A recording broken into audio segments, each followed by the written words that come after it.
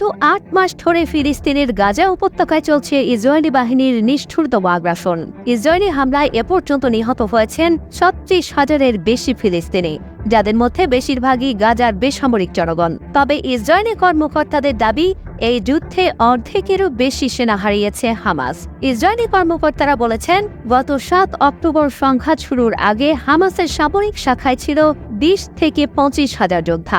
৮ মাস পর বর্তমানে গোষ্ঠীটির যোদ্ধা বাহিনীর সদস্য সংখ্যা নেমে এসেছে ৯ থেকে ১২,০০০-এ। এই সময়সীমায় অবশ্য ইসরায়েলের সেনাবাহিনীর সদস্যরাও নিহত হয়েছেন, তবে তাদের সংখ্যা মাত্র ৩০০ বা তার কিছু বেশি। তবে এই বক্তব্যের পিছনে কোনো লিখিত প্রমাণ বা সাক্ষ্য দিতে পারেনি তারা। ইসরায়েলি সেনারা আরও জানিয়েছে, জনবল কমে যাওয়ায় এখন রণকৌশলে পরিবর্তন এনেছে হামাস। এখন আর সরাসরি সম্মুখ সমরে আসছেন না হামাস যোদ্ধারা, তার পরিবর্তে তারা অ্যাম্বুশ এবং ইম্প্রোভাইজড বোমার উপর নির্ভর করছেন বেশি। কিন্তু হামাসের রণকৌশলে পরিবর্তনের পেছনে যে তাদের সৈন্য সংখ্যা কমে যাওয়ার বিষয়টি কাজ করছে, সে ব্যাপারে নির্ভরযোগ্য কোনো তথ্যই দিতে পারেনি ইসরায়েল। অনেকটা মন গড়া ব্যাখ্যা সাজিয়ে নিজেদের শক্তিমত্তাকে জাহির করার পন্থা নিয়েছে ইসরায়েল, এমনটাও মনে করছেন কেউ কেউ। গাজায় বসবাসকারী ফিলিস্তিনিদের অনেকে বলেছেন, হামাসের এই কৌশল পরিবর্তনের ব্যাপারটি নজরে পড়েছে তাদেরও। গাজার বাসিন্দা ওয়াসিম ইব্রাহিম এ প্রসঙ্গে বলেন,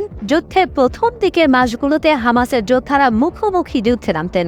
ইসরায়েলি হামলাকে প্রতিহত করার পাশাপাশি অনেক সময় ইসরায়েলি বাহিনীকে পিছু হটতে বাধ্য করতেন। অধিকাংশ ক্ষেত্রে ইসরায়েলি বাহিনী আসছে এমন খবর পাওয়া মাত্র তারা তৎপর হতেন। কিন্তু গত বেশ কিছুদিন ধরে হামাস যোদ্ধাদের রণকৌশলে পরিবর্তন এসেছে।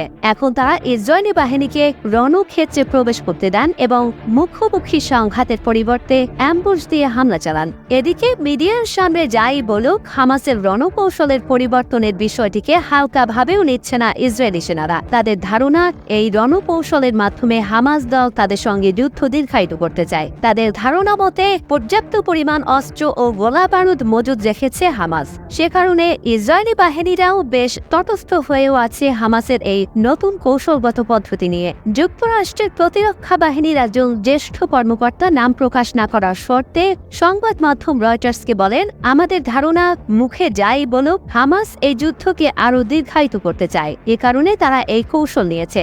যোদ্ধাদের সংখ্যা কমলেও আপাতত অস্ত্র গোলা বারুদের অভাবে ভুগছে না হামাস। গোপন সুড়ঙ্গ ও অন্যান্য চোরা পথে তাদের কাছে অস্ত্র আসছে। এই ইস্যুতে আরও তথ্য জানতে হামাসের মুখপাত্রদের সঙ্গে যোগাযোগ করেছিল রয়টার্স, কিন্তু তাদের কেউই এ ব্যাপারে কথা বলতে রাজি হননি।